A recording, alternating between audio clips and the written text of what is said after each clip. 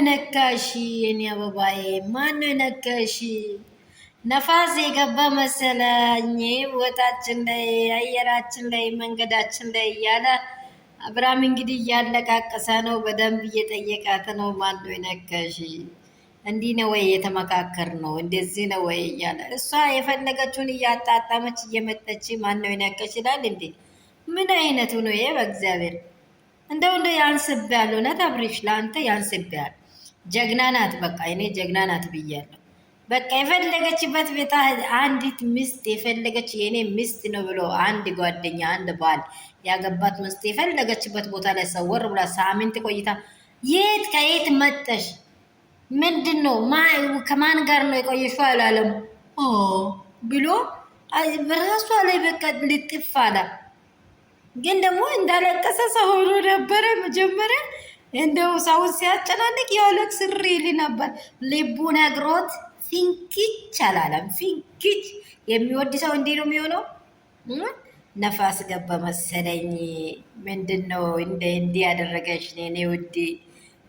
ምንድን ነው ያደረገሽ ውዴ እያለ በቃ እየዘፈነ መጥተዋል። የሚገርማችሁ ነገር አብርሃም በቲክቶክ ላይ ዘና ፈታ እያለ አብረሽ በአዲስ ነገር መጥተዋል። በአብረሽ ነገር ላይ እውነት አውርተን የማንጨርሰው ጉዳዮች ብዙ ነገሮች አሉ። እውነት ይቺ ሴት የፈለገችበት ቦታ ዘልዘል ብላ እንዲህ አብርሽን አሁን እዚህ ያለውን ነገር ለማውራት አልፈልግም፣ ስላገኘኸኝ ብቻ ደስ አይልህም?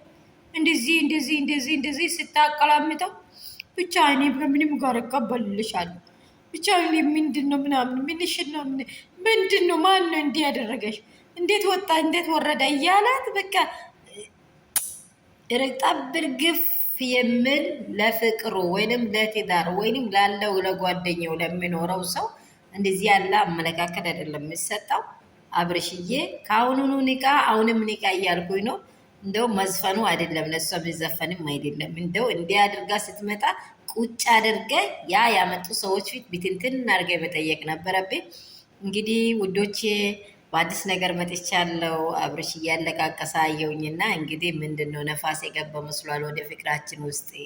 እኔ ወደ እየባባ ነው፣ በትክክሉ ንገርኝ፣ ከአሁኑ ሊውቅበት እያለ ነው፣ እያሳወቀች ነው በደንብ አብርሽ ነው አሁን ይሄንን ነገር ላወራ አልፈልግም እያለች ነው። ንቃ ውዶቼ። ላይክ ሼር ሰብስክራይብ አድርጉ። የሚወዳችሁ የሚያከብራችሁ ቅመሞች በይላችሁበት ስፍራ የእግዚአብሔር ሰላም ደስታ ለእናንተና ለነገሮቻችሁ ለቤተሰቦቻችሁ ይሁን።